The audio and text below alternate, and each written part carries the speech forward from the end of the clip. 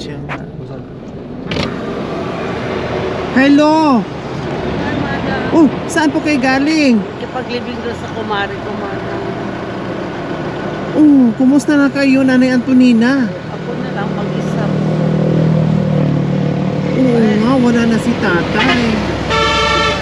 Hinahanap ko nga bago mamatay, tinatanong nagpunta ka, hindi pa ako.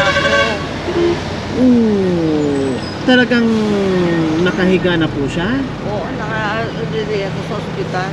5 araw na dito. Sa ospital po siya namatay. Nagulat ako kasi sabi ko parang si Nanay Antonina yun. Kaya bumalik kami, kayo nga po.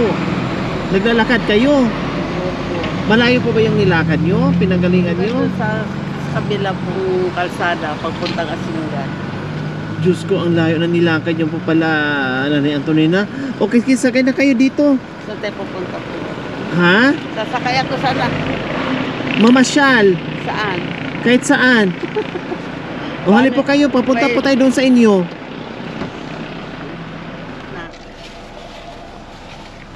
Ay, salamat.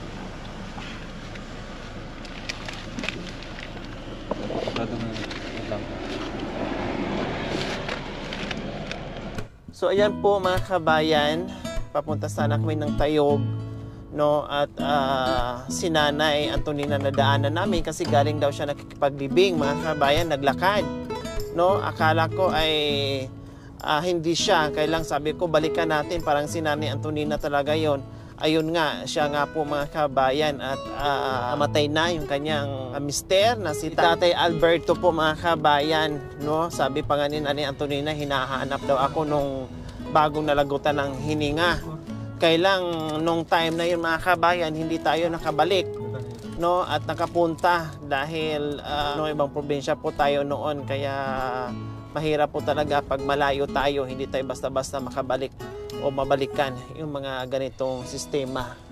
So talagang pinagtagpo yung landas namin ni Nanay Antonina mga kabayan, dahil biro nyo, hindi natin alam no, na nasundan pala natin ito si Nanay Antonina. Kaya tara, daan muna tayo sa bahay nila, kumustahin muna natin, doon natin mag-usap, dahil pagod pa ito sa kalalakad, ang layo ng nilakad niya, no, bago tayo tatawid doon sa Tayog mga kabayan.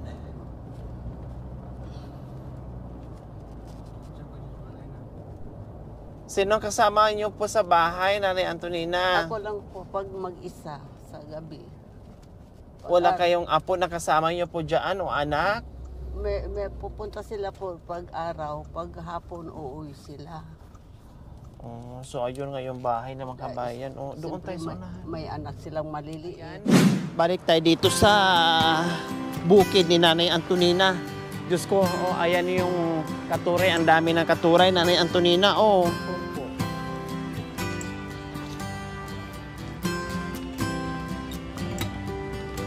Dito pa rin po yung daanan, Nanay Antonina? Opo, dito din. Kaya lang doon ako dumadaan, madam. Saan po? Bakit Diyan. may daanan din po doon? Oo, pwedeng ano yung sasakyan doon. Hinto. Tara.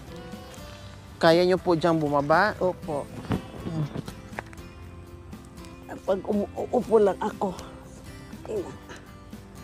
Parehas pa tayo nakaitim. Nagluluksa pa nga po. Kailan po ba namatay si tatay? 27 po. Po? Ay, matagal na pala ano. Opo.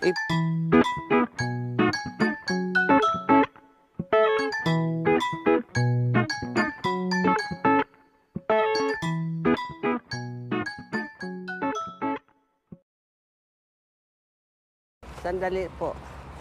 I-ano ko lang muna ito. Sige, sige. Tingnan yung bahay So, ko. ayan po mga kabayan, oh, parang lalong nagiging lonely yung bahay ni Nanay Antonina kasi ito pa naman yung hinihigaan ni Tatay Alberto. Ito po, at saka ito yung upuan. Ito yung tinatambayan niya dito madalas mga kabayan.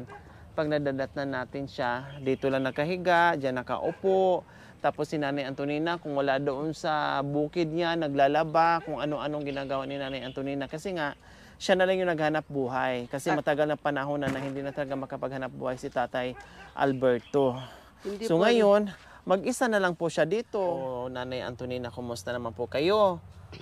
Na Awa mag-isa na lang po kayo dito. Opo. Buti naman awan ng Diyos po na humila lang ako ng tawad sa Panginoon. Nabigyan ako ng lakas ko dahil ako na lang mag-isa. Ay mga anak ko wala naman sila. May anak, apo naman sila kaya minsan pumunta sila dito, minsan hindi. Yun na lang po. So madalas po talaga kayo dito na mag-isa. Opo, apat nga Nanay gabi lang Antonina. ako nga hindi natulog dito nung bagong namatay. Dahil parang Hindi niyo po kaya. hindi ko kaya nga ano, parang ang isip ko, kala ko andi lagi siya nakikita ko. Yun, kaya parang, Anong sinabi sa inyo bago siya nalagutan nga yun lang po. Nanay Antonina? Sabi sa akin, nung ano, si Madam hindi na pumupunta na Talagang nababanggit pa niya ako, hinahanapan niya ako. Oo, basta lolabas ba may hihintong sasakyan, andyan na si Madam. Sabi, sinong Madam? Si Madam. Hindi naman sa yan, hindi naman ganyan ang sasakyan nila kako. Kumbaga Bakit? hindi niya ako nakakalimutan. Bakit? Nami-miss ko siya, sabi. Mm. Pabayaan mo pag ano yung Facebook namin, pag ano kako. Kaya nung namatay, sabi, sa hospital namatay. Opo. Dito ng gabi yun, dalawa lang kami dito. Ngayon, sabi sa akin, masakit ang ano, ng Dibdib. sabi. Bakit kako? Natatay ako. Di na hinalalayan ko siyang tumae doon sa labas. O tumae ka na lang diyan pagkatapos mo, anong ko na lang kako. Opo. Naku, Diyos ko, hindi makaupo. Opo. Nang inawakan ko na lang siya, nang ginawa ko na, binaba ko na yung syorpan. Sige, tumaay ka na lang kako. Pero ang bigat, hindi ko na mawakan. Parang wala siyang lakas. Oo. Hindi, wala nang lakas. Ngayon, ang bigat-bigat mo, sabi ko sa kanya. Ngayon, ang ginawa ko, kaya hindi ko na makaya, yung syorpan na, inalis ko na lang. Inaawakan ko, sige, tumaay ka na lang. Gaganyan ko. Pero, magkapit ng ganyan. Huwag ka magkapit dahil bibigatan na ako, sabi ko sa kanya. Yun, hindi ko alam yun. Ngayon, nung napatay ko siya, yung syorpan na inalis ko na. Opo. Yun Pero pumupo naman talaga siya. Tumain naman po. Hindi na, ganyan na lang po, nakatayo. Kaya ang ginawa ko, yung syorpan na inalis ko na, yun ang pinang-ano ko sa pit na. Pinamunas. Oo, ngayon, Tapos po. sabi ko, hindi ko na makaya nga pasok dito sa loob. Parang ang bigat-bigat, hindi ko sabi ko, gusto ko naman kako, tulungan mo man ako, hindi ko na kaya po kako. Anong gagawin ko po? Gabi yan, Madam. Opo. Ngayon, Walang sumaklulo. walang sumaklulo. Ngayon, hindi ko na makayang ganyan.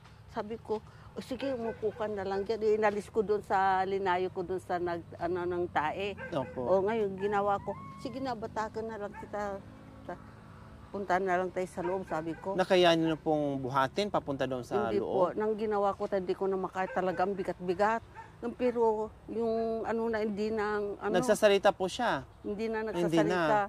Ngayon, nang ginawa ko, pinaupo ko na lang, inalalayan ko na lang dito. Sige, ginanyon ko na lang Hinila nyo na. Hinila ko na hanggang dyan. Ngayon, hindi ko makaya mailiga doon sa higaan na. Kinuha ko yung yung karton. Pinahiga ko na lang dyan sa baba.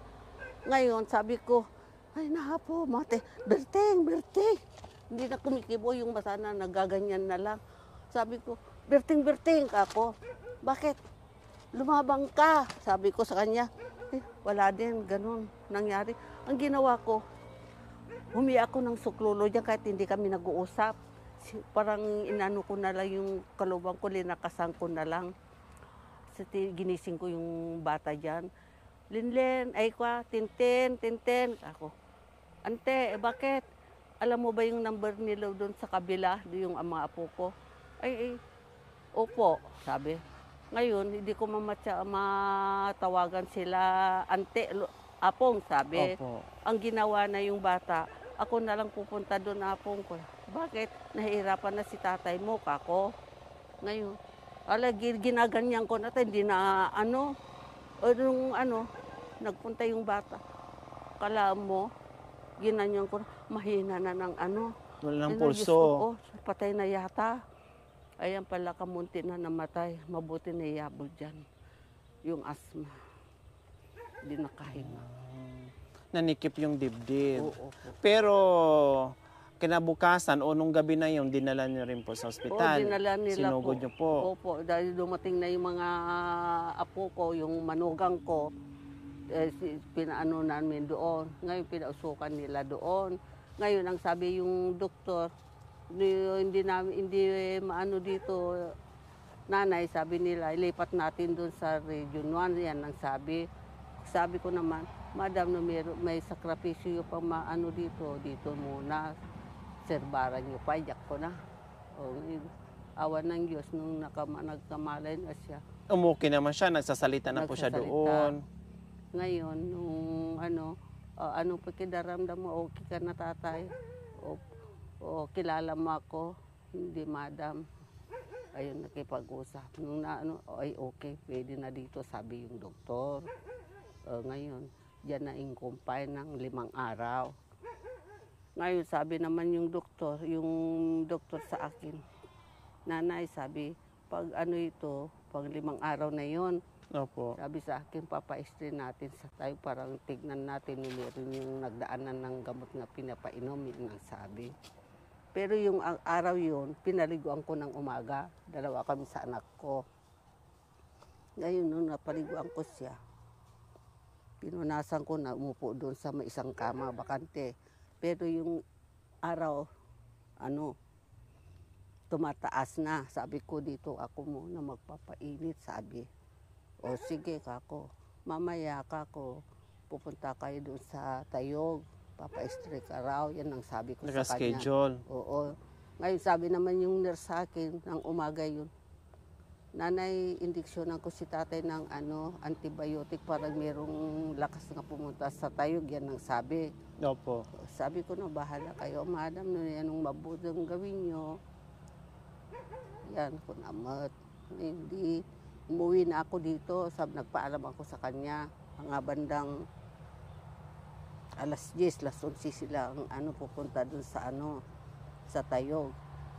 Ngayon, sabi ko, uwi ako muna dahil tignan ko yung kalabaw kasi kahapon hindi pa uminom, yan ang sabi ko sa kanya. Opo. Andyan naman si Marilo, sabi, may pera. Wala nga akong pera, sabi ko. Humiram ako doon sa kumari ko ng 1,000. Yan ang gamitin mo nang pupunta sa ospital. Anong kailangan nila sa iyo doon? Yan ang sabi ko. O sige, sabi. Nung umuwi ako dito, hindi ko pa nakukuha yung dala-dala ko yung kalabaw, papasilong ko. Ngayon, meron tumawag sa akin dito, nanay nga nanay. Bakit? Sabi ko, si tatay. Bakit si tatay mo? Andun sa ospital. Si tatay na marigatan. Yan ang sabi nila. Awak-awak ko yung kalabaw. Anong ginawa ko? Di ako nakapalit ng pajama lang ako sa pangbukid. Dumiretso na po kayo sa ospital. Oo, tinali ko na yung kalabaw dyan sa silong ng Ewan ko, dyan tinali ko na dyan. Di ganun na lang, tumakbo na ako. Ayun, pag sakat ko doon sa kalsada, andyan naman yung manugang ko. Dalhin nyo. Bakit? Si tatay, namamatay na. Ba? Sabi ko. Kagagaling ko lang doon, nag-usap kami pa. Sinabi pa sa akin nga, Tunay, huwag mo pabayaan yung kalabaw, Yan ang sabi sa akin. Bago kayo umuwi, para pasilungan niyo po yung Huwag mo papabayaan, yan ang sabi sa akin. Anong malay ko, lakas-lakas nga iniwan ko doon. Opo. Yun, nung sabi ng anak ko, nung kinarga raw sa wheelchair na pupunta doon sa ambulansya, doon na raw na Nalagutan ng nalagutan. Ayan, ang isip ko na naman, Madam, nag-iba. Sabi ko, ang lakas-lakas ng iniiwan ko. Ako, bakit gano'n? Baka yung indiksyon nila, baka indiksyon ng patay yun, linigay nila. Yan nga doon sa isip ko talaga. Hindi nakayanan yung injection. Ewan ko lang, Madam. Tapos yung andon, yung panganay ng anak ko, yung bunso. lalaki. Gusto raw yung doktor, liligyan ng tubo. Opo. Nagalit yung apo ko. Nahihirapan na nga yung matanda, mahina na nga, liligyan niyo pa ng ganyan. Yan raw ang sabi yung apo ko. Sabi ko naman, sana sinabi mo kay nanay, mama mo. Wala si mama, andun sa linalakad yung papilis. Ayun. Kundi tinubo pa po si tatay. Hindi inano yung anak ko, yung apo ko. Kasi mahina siya. Opo. Ngayon, nung dumating ako doon, wala na, patay na. Di ko na nakausap. Ngayon, yung papasok ako sa kwarto, sabi yung nurse, hindi ka pwede pumasok. Doon na lang ako sa labas naghintay. Kumbaga, nasa morgue na po si tatay. Wala pa, andun pa sa nandun pa sa kwarto niyo. Anong na-miss niyo po ni Tatay Alberto, Nanay Antonina? Miss ko yung sabi ko, kahit may sakit siya, hindi ba alisan na andito siya lang nakikita ko. Yan ang gusto ko. Kaya kahit anong hirap ng trabaho ko, basta andito siya. Pagdating ko, andito, makikita ko siya, wala. Kaya sabi ko, Diyos ko, ako, bakit ganun? Inikinuha mo na, kahit mahirapan yung asawa ko, basta andito siya nakikita ko, masaya na ako, kahit anong pagod ko. Sabi naman nilang mga tao, talaga ganyan yan nanay dahil mabuti na ngayon para mapakapahinga na siya, hindi na mahihirapan, yan ang sabi mga tao. Pero yung pan-isip ko, parang andito lagi. Opo. Parang andito lagi. Anong mensahe niyo po kay Tatay Alberto, Nanay Antonina, na wala na siya? Sabi ko, nung namatay sa bagong ilibing, sabi ko, panalangin mo na lang sa Panginoon na sana mahaba pa ang buhay ko. Asikasuin ko yung talo mo kahit babae ang kinatao ko. Subukan ko yung anak mo, saka yung manugang mo nga siya magbubukid dito. Sabi ko, kaya huwag ka mag-aala-ala.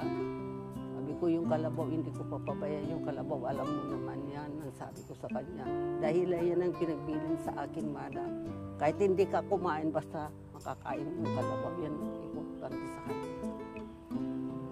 Kaya sabi nung, andito kami pa, nag-uusap kami pa dito. Sabi po niya, Nanay Antonina, kahit hindi kayo kumain, basta yung kalabaw makakain? Yung kukuhaan ko ng pagkain. Yun lang talagang kahit nung buhay siya po. Paano nyo maalagaan yung kalabaw kung kayo naman ay nagugutom din? Kailangan kumain kayo tapos pakainin nyo rin yung kalabaw. Ibig sabihin yung madam, ang sabi... Parang talagang mahal na mahal niya yung kalabaw. Ibig sabihin yun, basta wag mo papabayan ng pagkain ng kalabaw. Yan ang gusto sabihin. Basta lagi lang...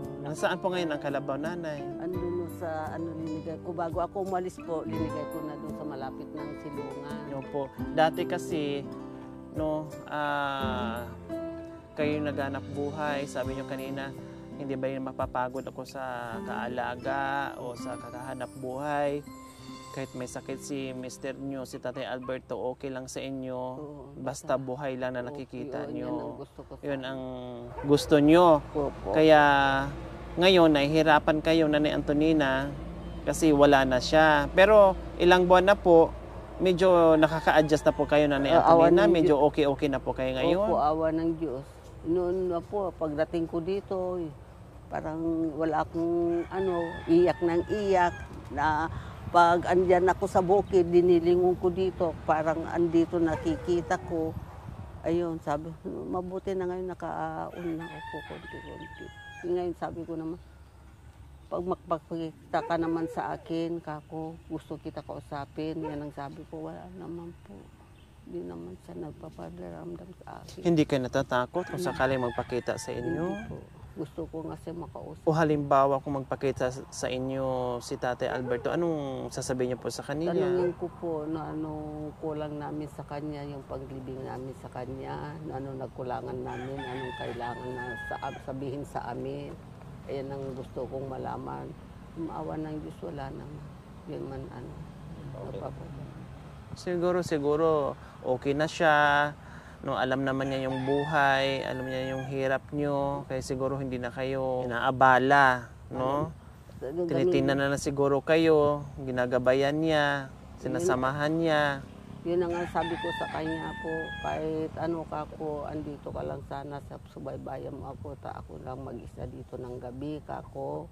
Kaya andyan ka na, gusto mo akong bantayan mo lang ako. Yan ang sinasabi ko. Sa gabi, mag-isa kayo dyan. Sa umaga, mag-isa. Pag wala kayong ginagawa, dito kinakaupo sa tinatambayan niya. Kasi ito yung madalas yung tinatambayan. Yung doyan, Nanay Antonina. yung doyan na po pinadala ko pa nga yung doyan na sa kanya. Opo, tapos may duyan dito na nakakabit. Opo. Yun lang talaga yung tambayan niya dito, Nanay Antonina. Kaya lang nung bagong isang linggo yata bago magkasakit. Ngayon, yun namimiss na pag andito siya nakaupo. Dito, nakaganyan dito lang, ganyan. Pag may huminto dyan sa sakyan, andyan na si Madam. Sinong Madam? May sasakyan yung pula. Yan ang sabi. Doon siya haharap. Oo, dito. Kayo lang, parang kayo nang inaabangan, tinitignan lagi. Basta Pag nakaupo dito, parang ako lang madalas yung... Oo, ganyan lang nakikita na. May sasakyan doon, sabi sa akin. Hindi naman pula yun. Minsan iba yata yung sasakyan nila. Yan ang Sabi pa niya. Opo.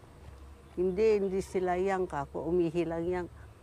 Ayan, ang tagal tinitignan ka na mayroong wala naman bumaba. Sabi. Hindi sila, sabi ko, baka wala sila dito. Ako. Napakabait ni Tatay Alberto, mga kabayan. Tuwing punta namin dito kung ano yung pwedeng ipadala, manok, mga gulay, Ayan. mga prutas, kung Ayan. ano-ano lang po ang ino-offer sa akin, mga kabayan. Ngayon No? Madam, sabi ko yung mga anak ko kanina, nung sabi nila, pag pumunta dito, alimbawa ka ko, wala pang malalaking manok, sabi ko. Kay yung mga anak ko. Yung manok nga, yan, malaki ang puti ka ko, ibigay natin kay Madam pag pumunta dito, yan ang sabi ko. Ayan. So, Nanay Antonina, wala na si tatay, no? Anong handog, anong kantang pwedeng ihandog niyo po sa kanya na para kay Tatay Alberto, Nanay Antonina? Pwede natin kantahan siya kahit papaano ay maalala natin, masariwa natin yung kanyang kabutihan o bilang isang dakilang ama ng mga anak niyo po, Nanay Antonina. Ang Kanta sa paborito kanya. na po yung kanta, yun yung Ilocano, yung kinakanta ko. Yun yung paborito niya. Opo. O sige po, Nanay Antonina. Kantahan po natin si Tatay Alberto.